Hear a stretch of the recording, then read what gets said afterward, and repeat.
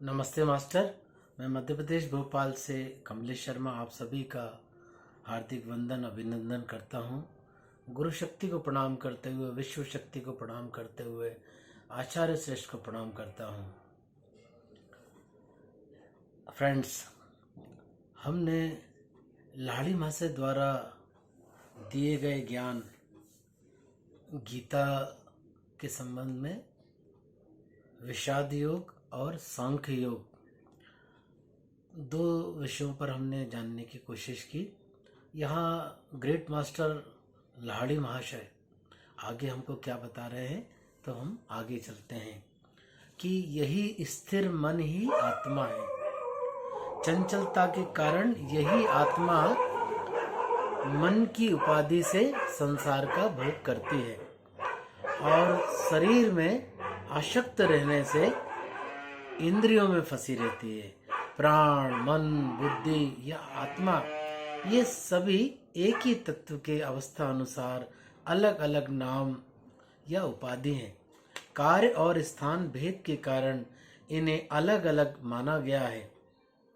जब मन आज्ञा चक्र में स्थित होता है तब उसके मन नामक उपाधि का अंत होता है और उसे आत्मा नामक नई उपाधि मिल जाती है। यूं भी प्रचलित भाषा में लोग कहते हैं कि मन प्राण एक करके कोई काम करो। वास्तव में यह बात भी इसी अवस्था की ही अभिव्यक्ति है। इस अवस्था को मात्र साधन करके ही अनुभव किया जा सकता है। इसे बताकर या लिखकर समझाना बहुत ही कठिन काम है। इसलिए इस प्राण को अव्यक्त, अचिंत या अगोचर कहते हैं। मास्टर, यही स्थिर मन ही आत्मा है। इसे हम डिटेल में समझेंगे कि जितना हम होश से जिएंगे या होश से देखेंगे उतने ही विचार धीरे धीरे कम होते जाएंगे और एक घड़ी ऐसी आ जाएगी कि मन तो होगा लेकिन विचार बिल्कुल नहीं होंगे। और जिस दिन ऐसी स्थिति आ जाती है विचार शून्य मन की, उसी दिन हम मन से भी ऊपर उठ जाते हैं।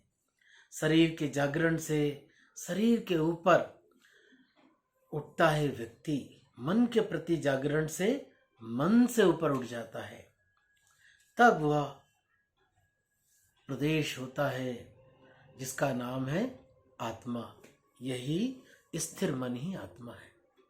शरीर और मन से मुक्त हुए बिना कोई भी उस प्रभु के राज्य में प्रवेश नहीं पा सकता।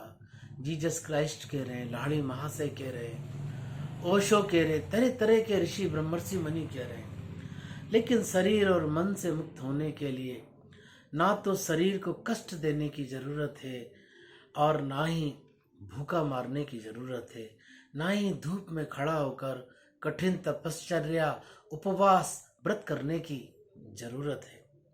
शरीर से मुक्त होने के लिए शरीर की क्रियाओं के प्रति जागरण यानी जागने की जरूरत अनिवार्य है।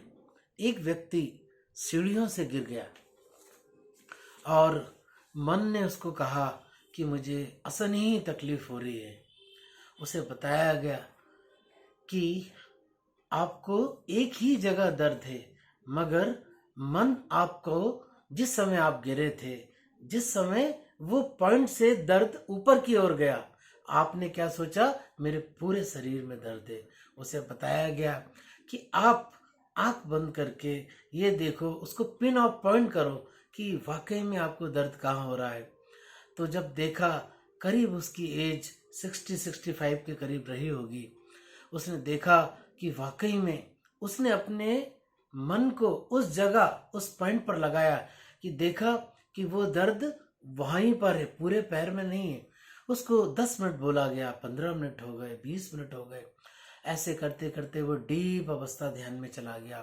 करीब 1 घंटे के बाद उसकी आंख खुली। उसने देखा कि मुझे बस थोड़ा सा हल्का सा दर्द है, इतना असहनीय दर्द जिसे डॉक्टर ने कहा था कि तुम 3 महीने एक ही जगह, एक ही बेड पर, एक ही करवट पर हिल भी नहीं सकते।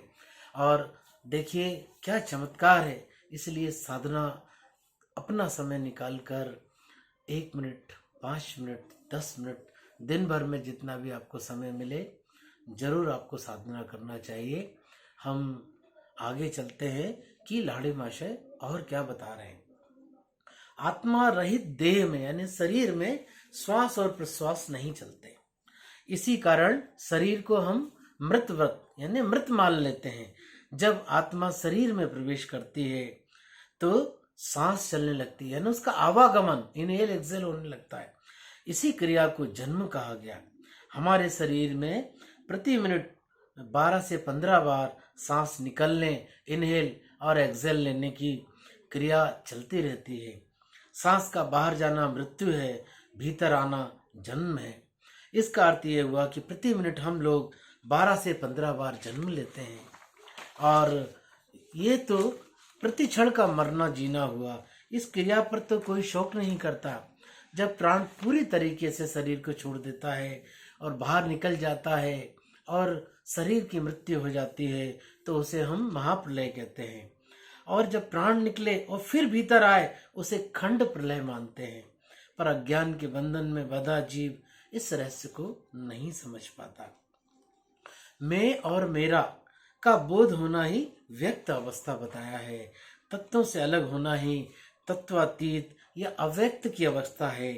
तत्वातीत होने का अर्थ है इस पंच तत्व यानी ये जो 5 तत्वों का जो शरीर है उसका अहम समाप्त हो जाना। यदि ध्यान दे तो हम पाएंगे कि हमारे शरीर में चलने वाली श्वास प्रश्वास का आरंभ एवं अंत स्थान दोनों ही स्थिर है।